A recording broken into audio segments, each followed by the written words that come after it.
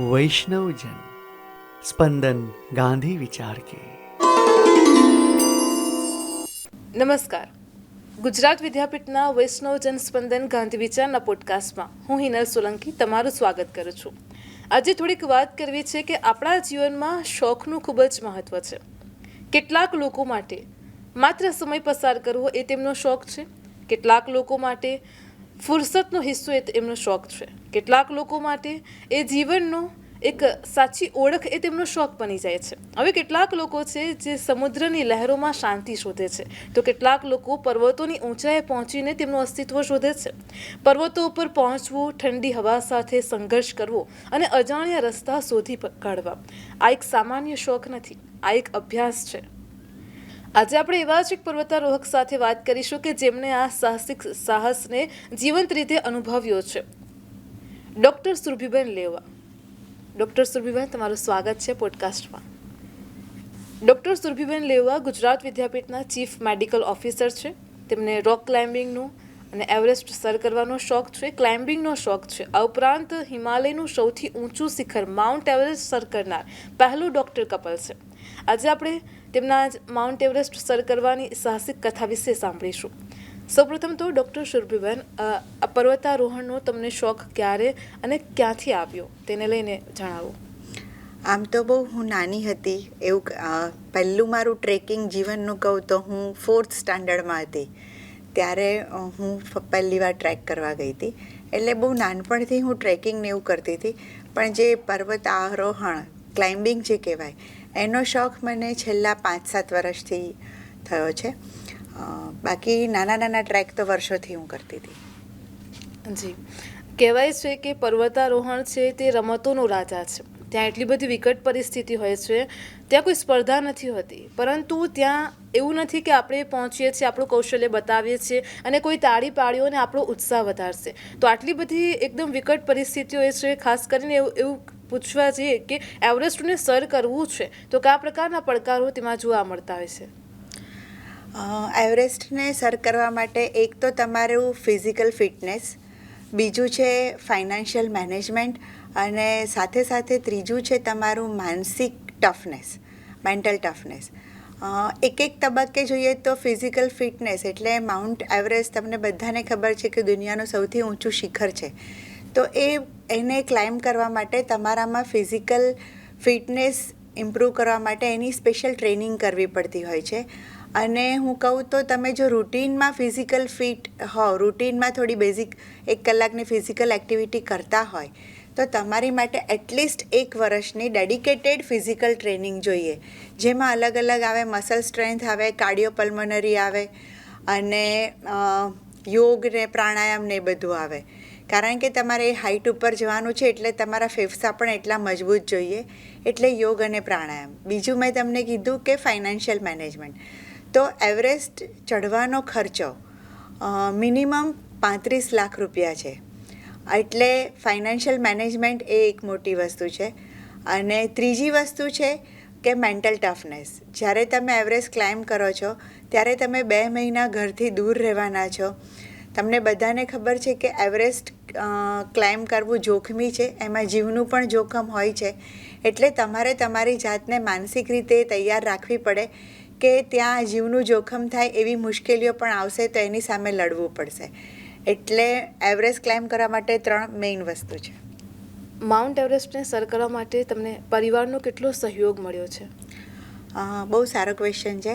કારણ કે mount Everest sir કરવા માટે આપણે પોતે તો તૈયાર થઈ જઈએ, પરંતુ મેં અગાઉ કીધું એમ કે એ ખૂબ જ કઠિન છે, એમાં તમારા જીવનું પણ જોખમ હોય. એટલે એની માટે પરિવારને તૈયાર કરવો એ ખૂબ અઘરી વસ્તુ છે.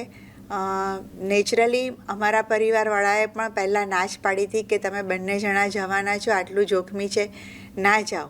પણ હું આમાં ખાસ એ કહું કે મને મારા દીકરાનો બહુ સપોર્ટ મળ્યો. મારો દીકરો 22 વર્ષનો છે અને એણે જ અમારા મા બાપને સમજાવ્યા કે એમને આ શોખ છે તો તમે જવા દો.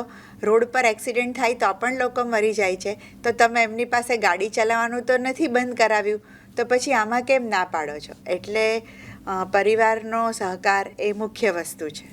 જી, ડૉક્ટર સુરભીબેન, આપણે જાણીએ છીએ કે માઉન્ટ એવરેસ્ટ સર કરવો અથવા કોઈ પણ ઊંચાઈવાળા શિખરો સર કરવા 1-2 દિવસની પ્રક્રિયા નથી.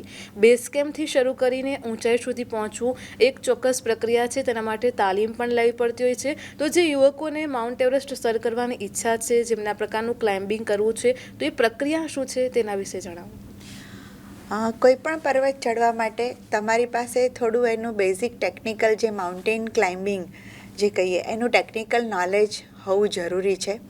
આપણે ત્યાં ઇન્ડિયામાં 4 માઉન્ટેનિયરિંગ ઇન્સ્ટિટ્યૂટ છે, જેમાં માઉન્ટેનિયરિંગ બેઝિક માઉન્ટેનિયરિંગ અને એડવાન્સ માઉન્ટેનિયરિંગના કોર્સીસ થાય છે. એક છે આપણે ઉત્તરકાશીમાં અને એક દાર્જિલિંગમાં છે. એ બંને આર્મી રન કરે છે. ત્રીજું છે મનાલીમાં અને ચોથું છે જમ્મુ કાશ્મીરમાં. આ 4 માઉન્ટેનિયરિંગ ઇન્સ્ટિટ્યૂટ છે. એ સિવાય આપણા ગુજરાત ગવર્મેન્ટનું આબુમાં સ્વામી વિવેકાનંદ માઉન્ટેનિયરિંગ ઇન્સ્ટિટ્યૂટ છે, જેમાં રોક ક્લાઇમ્બિંગના બેઝિક, એડવાન્સ અને કોચિંગના કોર્સીસ થાય છે. તો જે વિદ્યાર્થીઓને કે વિદ્યાર્થી ભાઈ બહેનોને આમાં રસ હોય તો એ શરૂઆત આબુના માઉન્ટેનિયરિંગ ઇન્સ્ટિટ્યૂટમાંથી કોર્સ કરવાથી કરી શકે અને પછી આગળ બીજા કોર્સીસ કરવા જઈ શકે છે. જી, તમારો માઉન્ટ એવરેસ્ટ સર કરવાનો અનુભવ અને એ સિવાય તમે અત્યાર સુધી અન્ય કેટલા શિખરો સર કર્યા છે તેના વિશે જણાવો. માઉન્ટ એવરેસ્ટ સર કરવાનો અનુભવ ઓફકોર્સ યાદગાર છે, જિંદગીભરનું એક સંભાળણું કહી શકાય. અને કોઈ પણ માઉન્ટેનિયર હોય, પર્વતારોહક હોય, દુનિયાનો કોઈ પણ પર્વતારોહક હોય, એ દરેક પર્વતારોહકનું એક સપનું હોય કે હું ક્યારેક તો એવરેસ્ટ સર કરીશ. એટલે હું નસીબદાર છું કે મારું એ સપનું પૂરું થયું.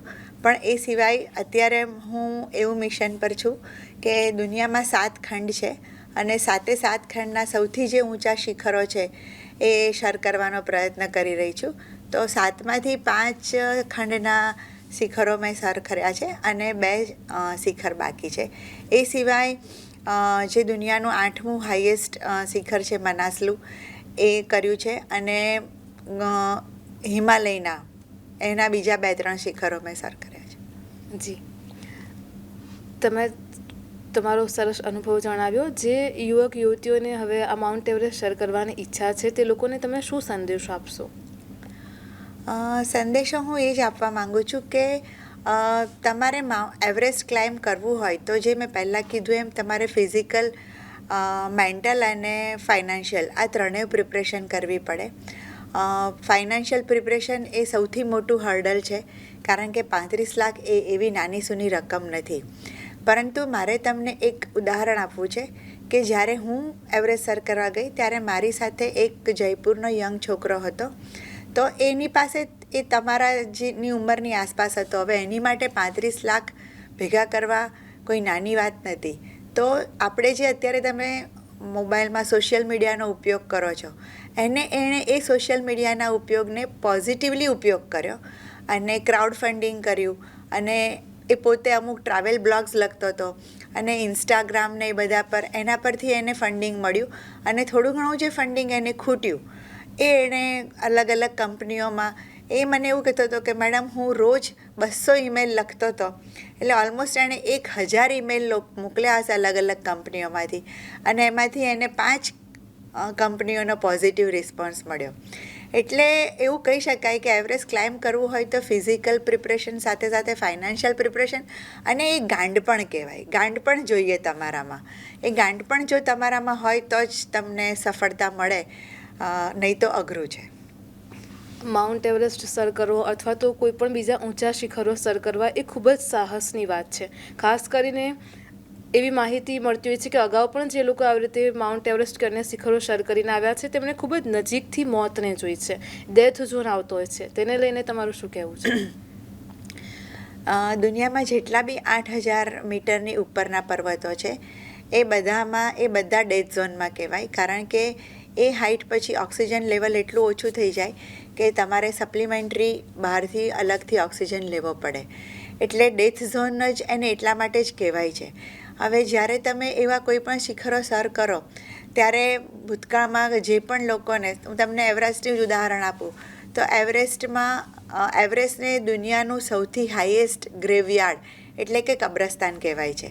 કારણ કે અગાઉ જે પણ પર્વતારોહકો ગયા છે અને જેમના ડેથ થયા છે કોઈ પણ કારણસર, ઓક્સિજન લેવલ ઓછું પડ્યું હોય કે કોઈ અકસ્માત થયો હોય, તો એના લીધે એ લોકોના જેના ડેથ થયા છે એ ઘણા બધાની બોડી હજી ઉપર ત્યાં જ છે.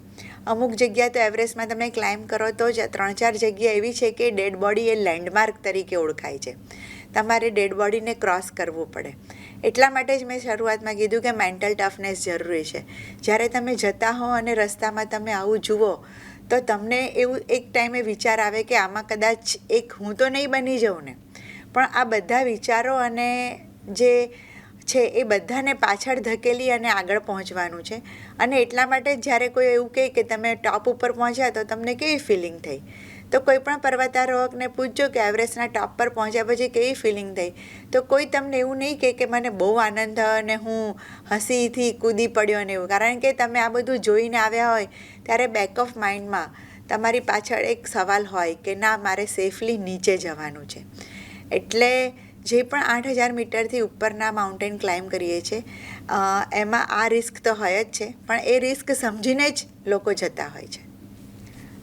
બેઝમેન્ટથી લઈને ઉપર સુધી ટોચ પર પહોંચો છો ત્યારે એક તમે કીધું કે એક અલગ જ ફિલિંગ આવતી હોય છે, પરંતુ આ પ્રકારનો એક ડર પણ રહેતો હોય છે. પરંતુ જે તમારી આખી જે પ્રક્રિયા રહી માઉન્ટ એવરેસ્ટ સર કરવાની, એ દરમિયાનનો કોઈ એક ચોક્કસ યાદગાર અનુભવ છે જે તમે શેર કરવા માંગતા હોય? જ્યારે એવરેસ્ટ ક્લાઇમ્બ કરવા હું ગઈ તો તમારે છે ને એ હાઇટ પર તમારી બોડીને એક્લેમેટાઇઝ એટલે એનાથી ટેવાવી પડે. તો એની માટે આમ તમે નીચે બેઝ કેમ્પ એને ક્યાંય તાપો તમારે ગિરનાર જવું છે તો તમે ભવનાથની તળેટીમાં જાઓ છો, તો એ ભવનાથની તળેટી એ બેઝ કેમ્પ છે ગિરનારનો. એવી રીતે એવરેસ્ટ ક્લાઇમ્બ કરવો હોય તો એવરેસ્ટનો એક બેઝ કેમ્પ છે. બેઝ કેમ્પ પહોંચવામાં 8 દિવસ થાય છે અને બેઝ કેમ્પથી ટોપ પર પહોંચતા 4 દિવસ. પણ ત્યાં 2 મહિના રહેવું પડે છે. શું કામ? કે તમારે આટલી ઊંચી હાઇટ પર જવું હોય એની માટે તમારે તમારી બોડીને ટેવાવી પડે ઓછા ઓક્સિજન માટે. તો એની માટે ઉપર નીચે એવા ઘણા રોટેશન કરવા પડે, તો એને એક્લેમેટાઇઝેશન કહેવાય. તો મારા એમાં 2 મેઇન અનુભવ છે. એક વખત જ્યારે અમે આવું રોટેશન કરતા હતા અને અમે પાછા આવતા હતા તો તમને બધાને ખ્યાલ હશે કે આવા પર્વતો હોય એમાં બરફની ખાઈઓ આવતી હોય વચ્ચે.